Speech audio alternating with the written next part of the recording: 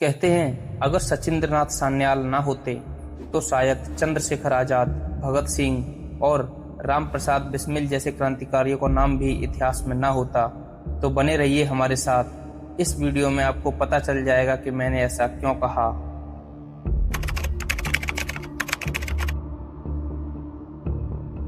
सचिंद्रनाथ सान्याल का जन्म बनारस में हुआ था। ये बचपन से ही अरविंदो घोष से प्रभावित थे, जो उस समय के महान क्रांतिकारियों में गिने जाते थे।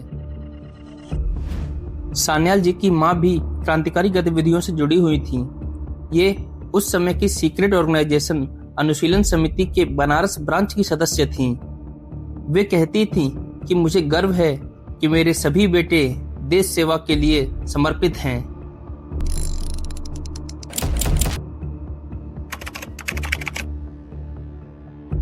सन 1911 में दिल्ली दरबार में किंग जॉर्ज V द्वारा ये अनाउंसमेंट किया गया कि भारत की राजधानी कलकत्ता से दिल्ली शिफ्ट होगी। भारत में पिछले दशक में ही सूखा पड़ा था। एक तरफ गरीबी और भुखमरी अपने चरम पर थी और दूसरी तरफ दिल्ली दरबार लगा हुआ था, जहां जश्न मनाए जा रहे थे।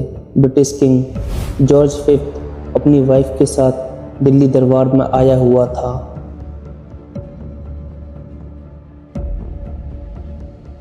ये सब देखकर सचिंद्रनाथ सान्याल, रास बिहारी बोस ने मिलकर योजना बनाई कि जब दिल्ली के चांदनी चौक में रोड शो होगा तब हम वायसराय हार्डिंग के ऊपर बम फेंकेंगे, जिससे हम अंग्रेजी हुकूमत को सबक सिखा सकें। इसमें वायसराय हार्डिंग के ऊपर बम फेंकने के लिए बसंत कुमार विश्वास को चुना गया।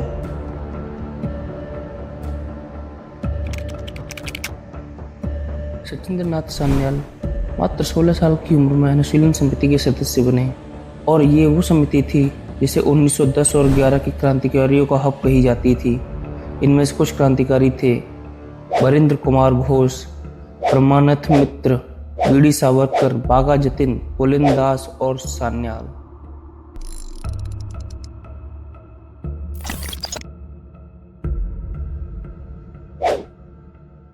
सन 1913 सान्याल जी ने अनुशीलन समिति की नई शाखा बिहार के पटना में खोली।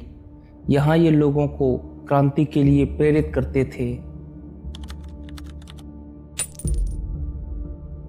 प्रथम विश्व युद्ध का समय चल रहा था। ब्रिटिश इंडियन आर्मी के भारतीय सैनिकों को बिना किसी पॉलिटिकल लीडर को बताए बिना उन्हें लड़ने के लिए विदेश भेज दिया गया।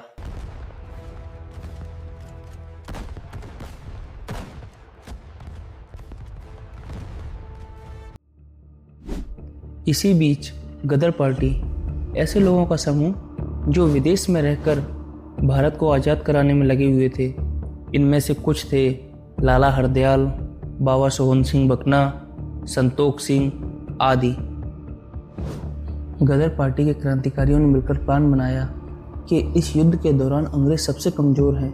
अगर हम ब्रिटिश इंडियन आर्मी के भारतीय सोल्जर्स के साथ मिलकर 1857 की क्रांति के तर्ज पर एक आर्म्ड रिवोल्ट कर दें तो हम निश्चित ही जीत जाएंगे।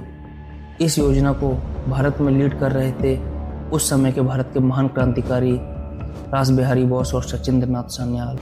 लेकिन एक गद्दार मुखर्जी भगवान दास ने अंग्रेजों को जाकर पूरा प्लान बता दिया, जिसकी वजह से हमारे मैक्सिमम क्रांतिकारी पकड़े गए और रास बिहारी बोस को भी भेष बदलकर जापान जाना पड़ा।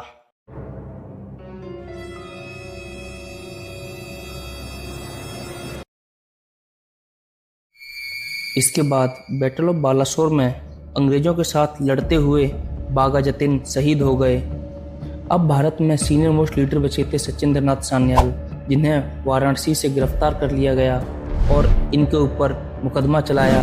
गदर कॉन्स्पिरेसी केस में सान्याल जी को आजीवन कालापानी की सजा दे दी गई। इसके बाद इन्हें सेलुलर जेल भेजा गया। यहाँ कालापानी का जीवन बहुत ही दर्दनाक था। सान्याल जी जानते थे कि बिना साहित्य से जुड़े आम लोग क्रांतिकारी नहीं बन सकते।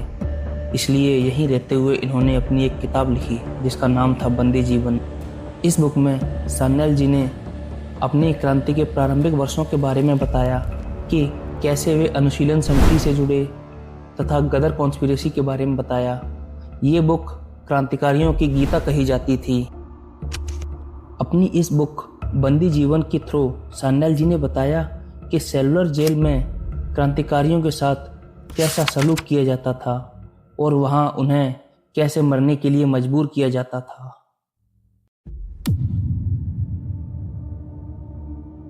जब सान्याल जी जेल से रिहा हुए तब भारत में असहयोग आंदोलन चल रहा था, तो इसमें सचिंद्रनाथ सान्याल ने भी गांधी जी का साथ दिया। उत्तर प्रदेश के एक छोटे से गांव चौरी चौरा में हिंसा हुई, तब आंदोलन पीक पर था। देश के हर छोटे से बड़े तबके ने महात्मा गांधी का साथ दिया, लेकिन हिंसा होते देख गांधी जी ने आंदोलन को बंद कर दिया। इसके लिए सचिंद्रनाथ सान्याल ने उन्हें बहुत क्रिटिसाइज किया और कांग्रेस को छोड़कर अपना एक नया संगठन बनाया। इस संगठन का नाम था हिंदुस्तान रिपब्लिक एसोसिएशन।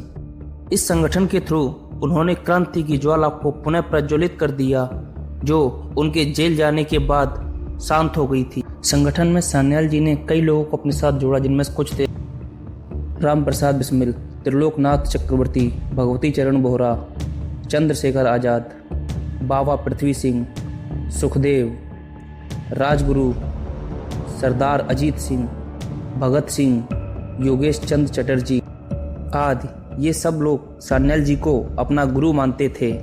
अगर सचिंद्रनाथ सान्याल ने ये संगठन नहीं बनाया होता तो इतने क्रांतिकारी एक साथ कभी नहीं आ पाते।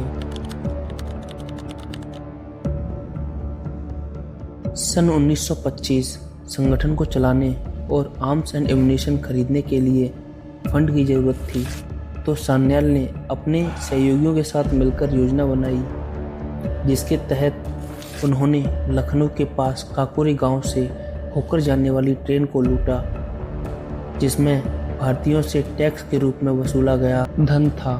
जब ब्रिटिश सरकार ने इस केस से जुड़े क्रांतिकारियों को पकड़ा, जैसे राम प्रसाद बिस्मिल, राजेंद्र लाहिरी, तो इस केस के मास्टरमाइंड सान्याल जी को भी पकड़ लिया और उन्हें दोबारा आजीवन कारावास की सजा सुनाते हुए काला पानी भेज दिया गया। सन 1937 जब सचिंद्रनाथ सान्याल जेल से रिहा हुए तो उनके सहयोगी और उनका संगठन सब खत्म हो गया था और इनको देश के कई हिस्सों में जाने की इजाज़त नहीं थी। फिर भी इन्होंने हार नहीं मानी और सुभाष चंद्र बोस के ऑल इंडिया फॉरवर्ड ब्लॉक से जुड़कर क्रांतिकारी गतिविधियों में हिस्सा लिया।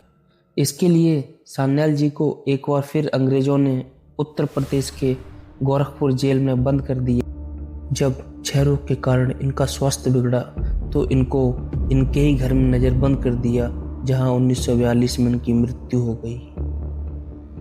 सचिन दा के जीवन पर ये बातें बिल्कुल सही बैठती हैं कि प्रयास करना, खोजना, न पाना, फिर भी हार न मानना और लगे रहना। सचिंद्रनाथ सान्याल का नाम भले ही आज किताबों में धुंधला हो गया है, लेकिन अगर आप चाहते हैं कि उनकी यादों को फिर से ज़िंदा किया जाए तो इस वीडियो को शेयर करें और हमारे साथ इस 100 डेज़ की यात्रा में जुड़ जाएं, क्योंकि भारत के असली हीरो कभी भुलाए नहीं जाने चाहिए। जय हिंद।